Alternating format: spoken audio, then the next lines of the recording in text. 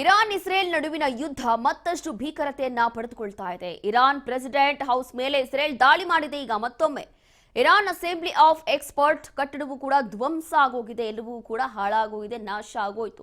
Israel ದಾಳಿಗೆ Gulistan palace ಉಡೀಸ್ ಆಗಿದೆ.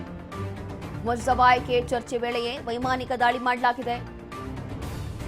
Iran ಮೇಲೆ ವೈಮಾನಿಕ ದಾಳಿಯನ್ನ ಮಾಡಿರುವಂತದ್ದು ಇಸ್ರೇಲ್ ಯಾವುದೇ ಕಾರಣಕ್ಕೂ ಸುಮ್ಮನೆ ಕೂರೋ ಹಾಗೆ ಕಾಣಿಸ್ತಾ ಇಲ್ಲ, ಅಥವಾ ಈ ಒಂದು ಯುದ್ಧಕ್ಕೆ ಫುಲ್ ಸ್ಟಾಪ್ ಇರೋವಂಥದ್ದು ಯಾವುದೇ ಲಕ್ಷಣ ಕಾಣಿಸ್ತಾ ಇಲ್ಲ. ಇಲ್ಲಿ ಮುಂಬರುವಂತಹ ಸುಪ್ರೀಂ ನಾಯಕ ಯಾರು ಅನ್ನುವಂಥ ಚರ್ಚೆ ಆಗ್ತಾ ಇತ್ತಂತೆ. ಇದೇ ಸಂದರ್ಭದಲ್ಲಿ ಮತ್ತೊಮ್ಮೆ ಇಸ್ರೇಲ್ ದಾಳಿ ಮಾಡಿದೆ.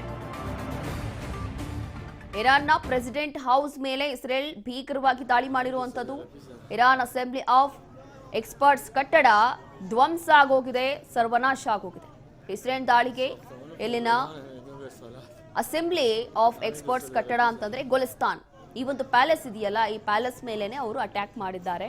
ಅದರಲ್ಲೂ ಕೂಡ ಮುಂಬರುವಂತಹ ಸುಪ್ರೀಂ ಲೀಡರ್ ಯಾರು ಅನ್ನೋಂಥ ಚರ್ಚೆ ಆಗ್ತಾ ಇತ್ತಂತೆ.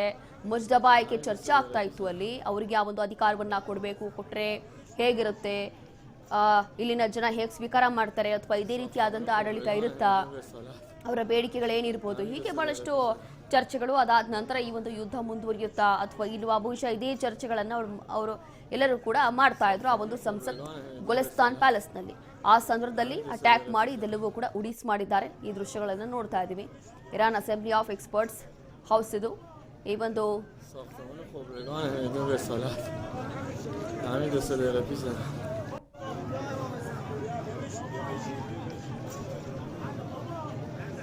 ساختمان خبرگان میدون رسالت همین 2 دقیقه پیش